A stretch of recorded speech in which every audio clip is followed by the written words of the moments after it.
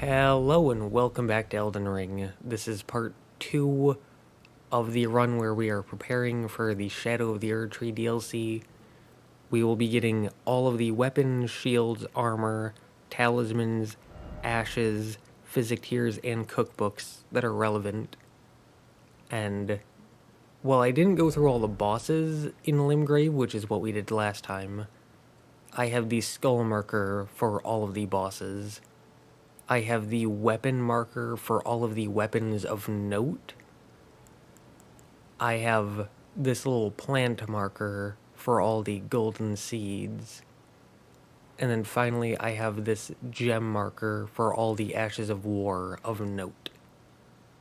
So, in case you didn't watch part 1, where we went through the main Limgrave, or in case you just want to go through all the bosses, here you go. And I should mention Murkwater Catacombs, because the boss there drops the Banished Knight Engvall Spirit Ash, which I didn't really mention last time, but I think it's good enough to be noteworthy here. But starting from the Bridge of Sacrifice, we can actually head on to it, where we can get ourselves a stone sword key. And we can kill some foot soldiers, some Godric soldiers, just to be able to get through things without needing to worry about being attacked. But here on this corpse there are 3 smithing stone 1, and something I mentioned last time was that you should kill the Godric soldiers to get the brass shield, because it weighs a bit more, but it's much better defensively, especially in terms of guard boost compared to the heater shield. And so, if you're going to use shields, killing the Godric soldiers that have it in order to get it is a very good thing to do. But continuing or starting down this main path, you'll very quickly find an NPC. Hello, my Topin. My name is the servants. But I swear my good father decided him. The servants, they've since come. I fear it's please. Would you mind in my soul, please? Accept the request. Thank you. Then please. Deliver it. Please, he can be stopped.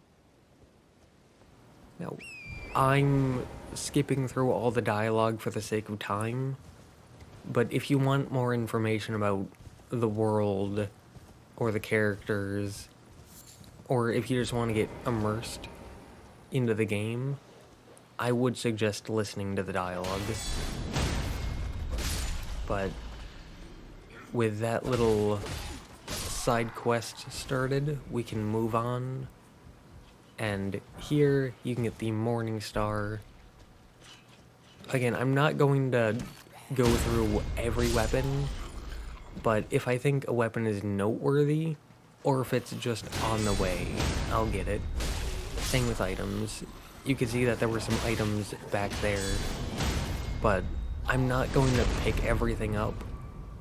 Just the things that are either on the way, or things that I think are noteworthy enough to go out of the way to get. Something that's both is the smithing stone 2 right here. And then continuing on up the path, here there's another scarab that gets you the Ash of War Mighty Shot. And continuing forward from there, there's this giant wall structure, and to the left, there's a Site of Grace. And so you can sit here, get your health back, get your flash back, possibly level up. And there's also a merchant right next to it. He sells some smithing stone 1, a smithing stone 2, a cracked pot, a stone sword key, and the bastard sword, which is a great sword. So if you're thinking about using a great sword, I would hold off because there's a better one coming up pretty soon. But he also sells this armor set, which I tend to call it either the scale set or the iron set. But he also sells the Crimson Amber Medallion, one of the beginning keepsakes that you could start out with. But jumping up this wind tunnel and looking off to the right, you can quickly pick up the Great Turtle Shell. This is a medium shield that increases stamina recovery speed. Now, defensively, it's not as good. It's not even as good as the heater shield in terms of weight or physical defense. But it still blocks 87% of physical defense, or physical damage, and it increases stamina recovery speed, so some people may find that to be worth it. But jumping down and heading onto the right side here, once you crest this jump, you will see a little bowl thing that holds a starlight shard. This is a consumable item that lets you recover FP. So you can use that in a pinch, or it can be used on a merchant later. But here, there's a thing that says Seek 3 Wise Beasts. These are glowing, kind of like ghostly turtles. There's 2 there, and then off to the right of the building, there's one invisible one hiding in the water. So if you take all 3 of those out, then the fog wall dissipates, and you can head into this rise. Which, I will say, if you're a pure melee build, this won't matter to you, because the reward that you get for that is a memory stone. Which, what memory stones do is they increase the amount of memory slots that you have. Those are the amount of sorceries and incantations that you can have equipped at any one time. So if you see a rise and you want to have magic as part of your build, then you want to go for it. If you're going pure melee or not using any magic, then it won't matter to you, but I'm doing this to encapsulate all different builds. But from there, heading straight north, if you go to the right, there's a catacomb, and that can be used to get upgrade material for spirit ashes. But I'm not going to be doing that. Instead, I'm going to be heading off to the left here, where up at the top of this cliff is another stone sword key. If you don't know, stone sword keys are consumable keys to unlock certain locked doors. And so the game requires a decent bit of them, around roughly like 20 or so, I'd say. So you want to get as many as you can, because they are somewhat rare.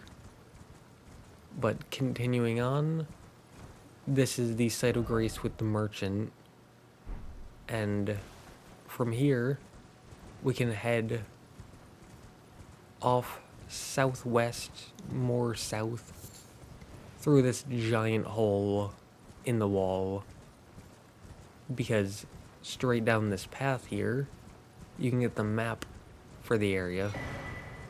This gives you the entirety of the Weeping Peninsula. And then off to the right here, you can make this jump on your horse to get yourself a golden seed. In case you don't remember, golden seeds are what you need to increase the amount of flask that you can drink. But continuing on down, you probably saw him by now. There's a giant golem with a giant bow that shoots you. So you might want to take cover, because they do a decent bit of damage, but they're not too much of a threat, especially once you get close. there's not much they can do. And they're pretty weak to heavy attacks, and once you knock them down, you can get a critical attack, which does a ton of damage. And you have a chance to get their great bow. So, there you go. But that is a one-time only enemy, so you kill them once and they are gone forever. And with them out of the way, we can head into this area. This is Castle Morn. It is a, like, tiny miniature legacy dungeon where you are not allowed to use your horse, and it is styled more like a traditional Dark Souls area. So, heading on up into it, we can send the elevator down just in case we die. And heading immediately off to the left here, there will be 2 dog enemies, which we can take care of them without too much issue. And they are protecting a smithing stone too. In case you don't remember, smithing stones are upgrade materials for your weapons. Moving on. I've heard a lot of people have trouble with dogs, so a bit of advice: guard counter. Dogs are very weak to guard counters. Even a pretty basic medium shield will do the trick. But moving on to this giant lump of whatever this is, we can take out this group of enemies, and that will allow us to safely head up, where we can pick up a few fire grease, and then head on inside, where to the left here, kind of hidden away, is a chest with the claymore. This is a very good infusible greatsword, though it also starts with the Lion's Claw skill, which is a very good skill. So if you're looking to use a greatsword, this is the first one I would suggest going with. But continuing on from there, you'll make it to this bridge with a golden rune 2 and a few flying enemies. You want to take out the enemies or just run past them and head down to the right, because heading down to the right gets you access to this little side path here, which there are some barrels with an enemy hiding behind it, so be careful.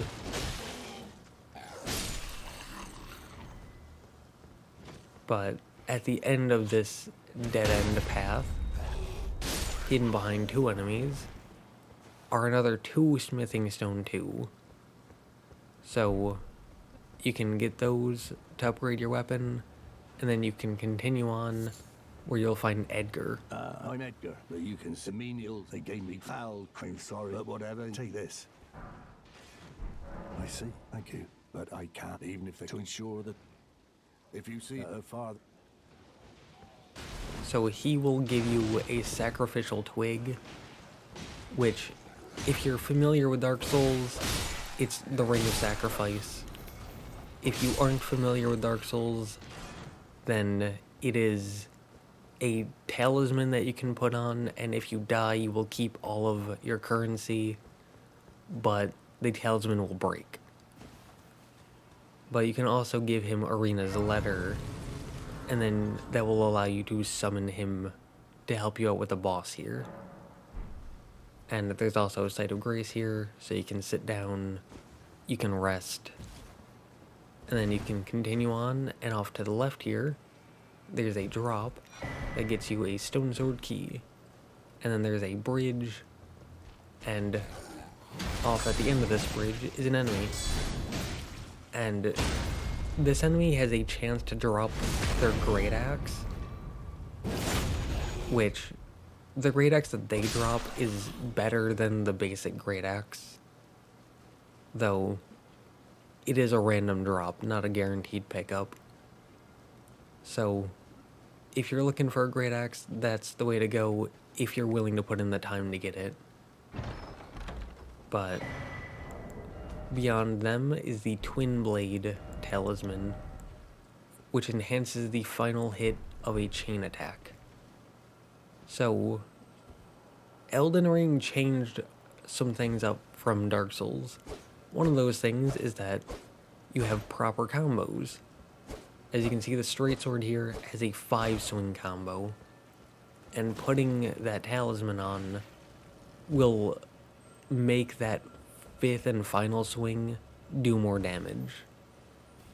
And so, if you're someone who likes to R1 a lot, or whatever the button is on Xbox, I don't know, or M1 on PC, then there you go. That's the talisman for you. Dropping down here, you get a smithing stone 2, and then you can drop down and drop down again. And you may want to leave this room as it is full of rats, and luring them out one at a time is a little bit safer and can stop you from getting stun locked. But in this room is the whip, which is a strangely overlooked weapon. It does strike damage, which is very, very good, actually, against the stone men in the tunnels.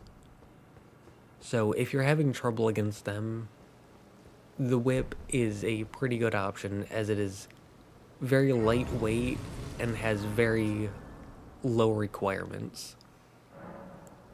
And so if your main weapon doesn't do strike damage, I would suggest keeping this just in your back pocket to help you out when you go into tunnels. But continuing on, there's another one of these enemies. These larger misbegotten, in case you want another chance at the great sword or great axe. And if you're good with stamina management, guard counters can really just wreck them. But here, as you can see, I got it.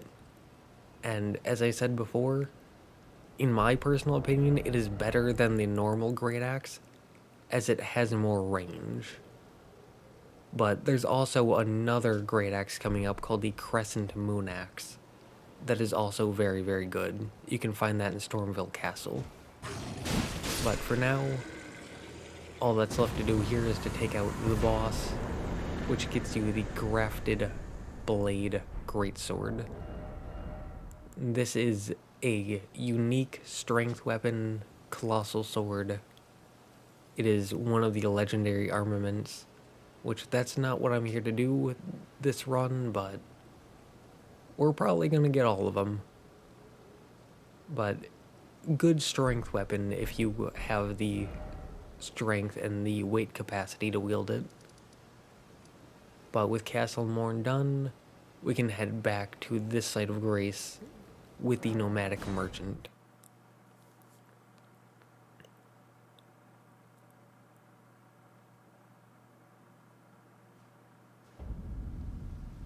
And seeing that it's nighttime, I decided this is a good opportunity to go after one of the bosses.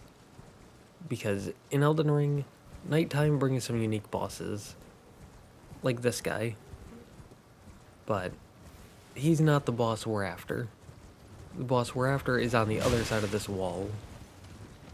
So I'm just gonna run past this guy because I don't want to deal with him. But it's up here on the side of the giant wall. We can, if he's gone, we can open the map. It's around here.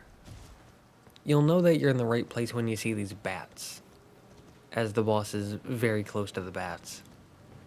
Though, if you can kill them before having the boss spawn, you should do that, so that way you can fight the boss in a one-on-one.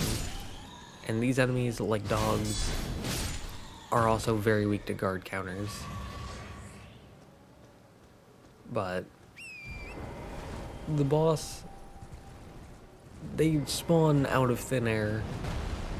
It is something called a death bird, and they are very weak to holy damage, which is why I picked up the Sacred Blade Ash of War last time and put it on my weapon, because it really just melts the boss. But with them dead, you get the Sacrificial Axe. And this is not super special, but it is infusible, and it restores a small amount of FP per kill. And so if you're a magic caster, whether that's sorceries or incantations, or if you use skills a lot, no matter what, as long as you're using FP, this is a good weapon to have. Maybe not as your main weapon, but just often, like, in your offhand, just to passively get FP back every time you get a kill. So, heading back to this side of the wall, with the Site of Grace and the Merchant, we can now head southwest, more west than anything. And there's a little path here. As you can see, it veers off to the right. I just wanted to pick up an item. But here there will be rats with glowing eyes and a new item called Eye of Yellow. This is pretty rare, and so if you want to pick those up, they're sprinkled about, so you can do that. But in this village, there's a church. And in this church there are two things. The first is the Flame of Frenzy incantation, and the second is a Sacred Tear. In case you don't remember, Sacred Tears increase the potency of your flasks, so you can get more HP or FP per sip, which makes them highly valuable items that you should go for as soon as you possibly can. But having gotten those, we can now head back over to the Site of Grace.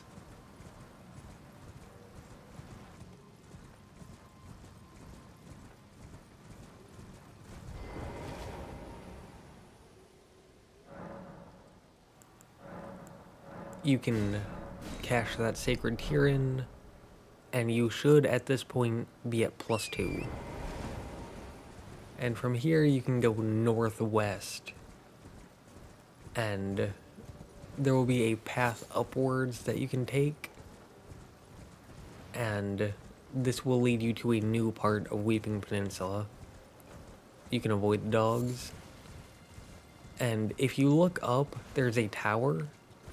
If you go into that tower, you can get a ballista, which is kind of like the crossbow version of a great bow, if you want that.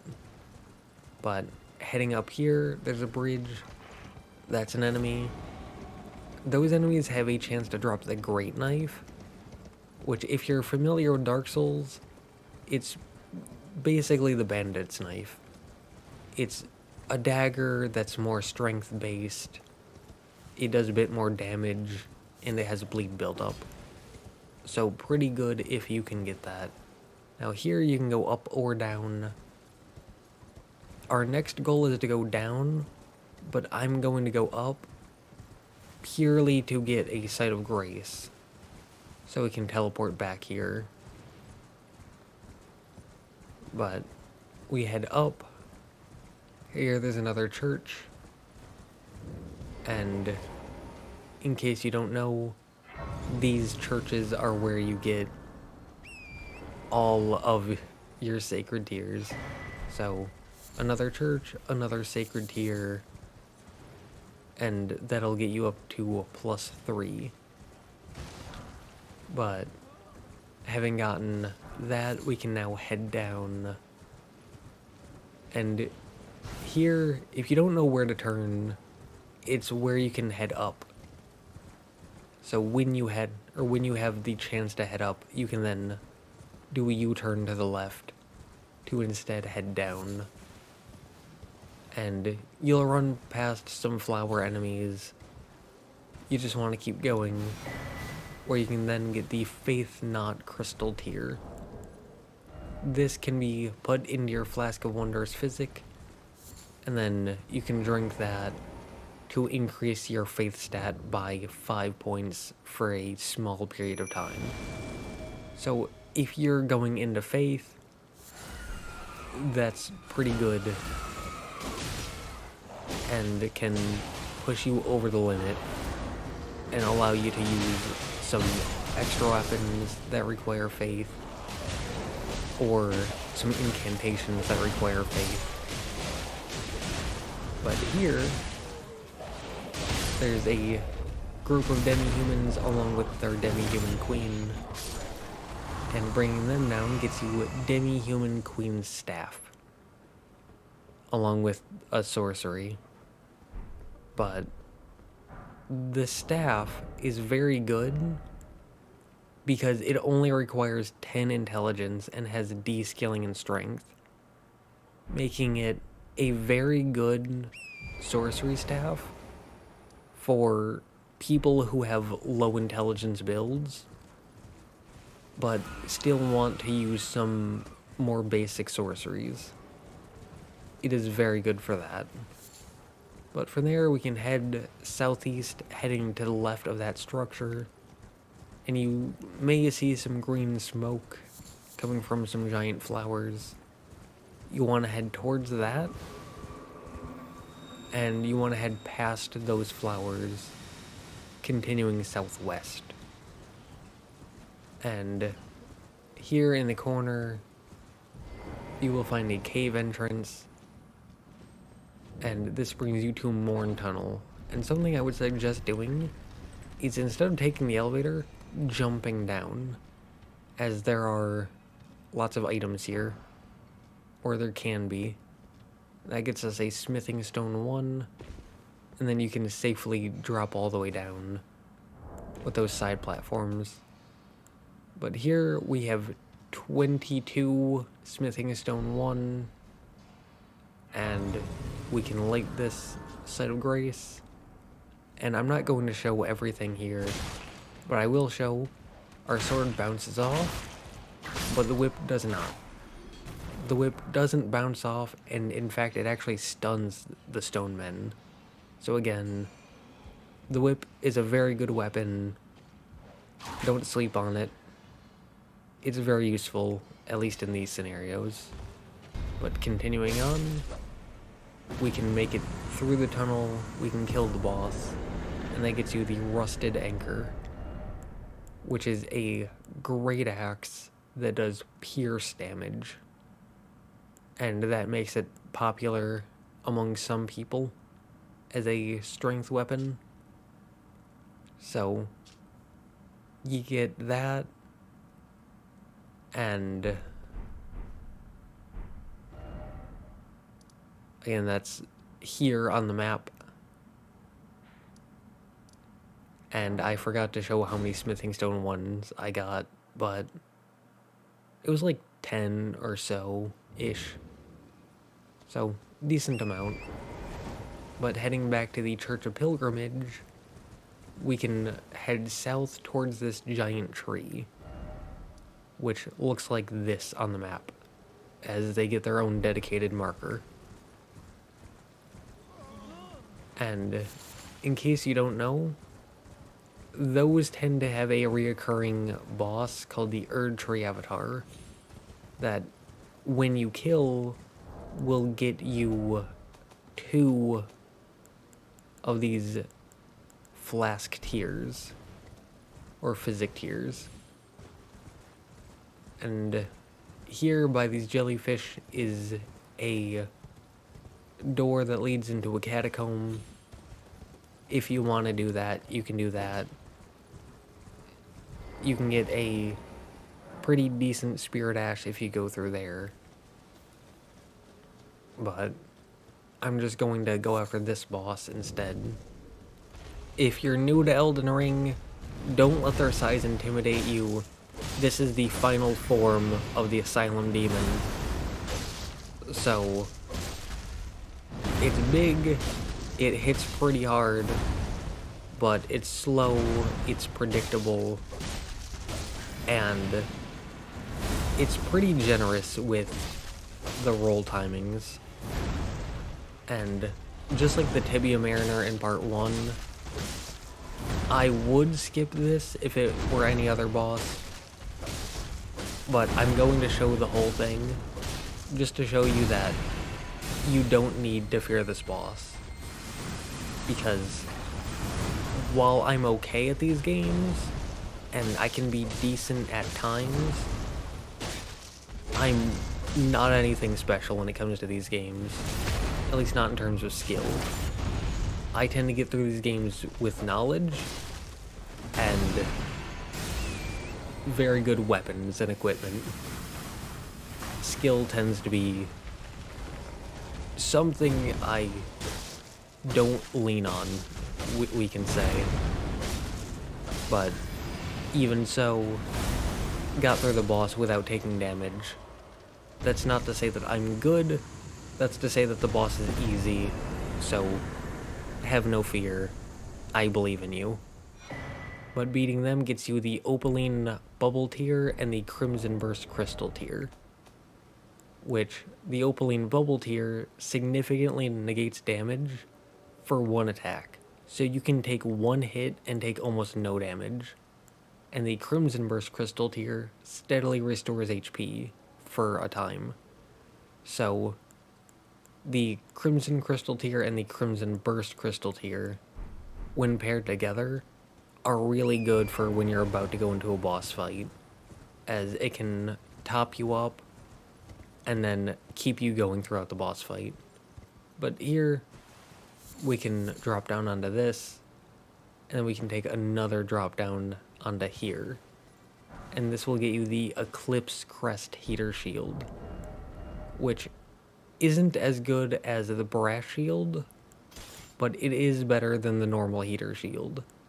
So if you like the look or the shape of the Heater Shield, but not the Brass Shield, then this is a good middle ground. It's not anything special, it's not as good as the Brass Shield, but from what I've seen, apparently no one knows about this thing, just about, so I decided to show it just because of the rarity. But it's there on the map, and from there we can head back to the Church of Pilgrimage one final time. The first time we went to the left, second time we went straight forward, this time we are going to be heading off to the right. And if you're new to Elden Ring, then good news, you don't have to take out any more bosses in this part. There are 2 bosses down here, but none of them give anything worth going after, in my opinion. But here, in the Tombs Ward Ruins, watch out for any rats, because they may follow you down. But heading down here, there are 2 pages. Now, they can be a bit scary if you're new, as they swing fast and tend to jump backwards a lot, meaning they can hit you and then get out of range, so you can't hit back. But just like everything else that seems difficult in this game, just spam guard counters and you'll be fine. They go down pretty easily once you realize that guard counters are busted. But going through them, you can get the Winged Scythe. This is not the basic scythe, but I figured I would show it because this is the first scythe that you'll get, as the basic normal scythe actually comes later. And I will point out where to get that as kind of a footnote, but I won't actually go get it in the video. I'll show where to get it, just I won't do that personally. But continuing on, over here we got the Fourth Church of America, which another church, another sacred tier. And so you can light the site of grace and then sit down to cash that in. Which at this point, in the bottom left, it should say Flask of Crimson Tears +4. Because there are 3 here in Weeping Peninsula and 1 up in Limgrave. But having gotten that, we can head down. There's a giant thing there. It is used to duplicate boss souls, though only major bosses drop boss souls, so you probably don't have any at this point. So you can come back later if you want to. But here, you have Ambush Shard, which is a sorcery that casts something very similar to Glintstone Pebble behind the enemy. So it's good for circumventing shields. But heading out of there and continuing southwest, you will see a shack with a site of grace and a merchant. So, speaking to them, Well, there's been a... How can I? they sell the lantern, which is very similar to a torch, but it gives slightly less light, but it does have 0 weight and lets you free up both hands. So, that's a good option. Though, if you don't have the runes for it, you can come back or get one from a later merchant. He also sells 3 smithing stone 2, 3 stone sword keys, and the Zweihander, which is the first colossal sword you're probably going to see. And it's a pretty good weapon, so if you're looking for a strength build, Have a safe journey. or a dexterity build with a very large weapon, there you go. But from there, we can head southeast-ish, and you may see a tower in the distance. That is the final goal. But before going and getting that, off to the right, there's another one of these. Again, these give you a handful of golden runes, so that way you can get some currency without needing to fight anything. And so that's good if you aren't comfortable with the combat, or if you just need some extra pocket change, or if you just don't have a whole lot of time. But we can get that, and then we can head up over to the tower, where we can jump off our horse and head up the ladder to avoid most of the enemies. Though you may want to sit here, because a few of the enemies will follow you up. Though, crucially, there's a knight down there on a horse, and he will not follow you up. You could see he used Golden Vow, but he doesn't get off his horse, and horses can't climb ladders yet, so you're safe from him.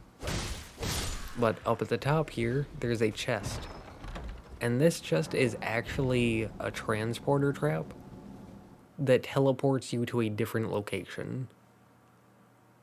And you may notice this load screen is a lot longer than most of the other ones. I haven't been skipping any of the previous load screens because they've been so fast. But here, you get placed in Lanedale Royal Capital. Very, very far away from Weeping Peninsula.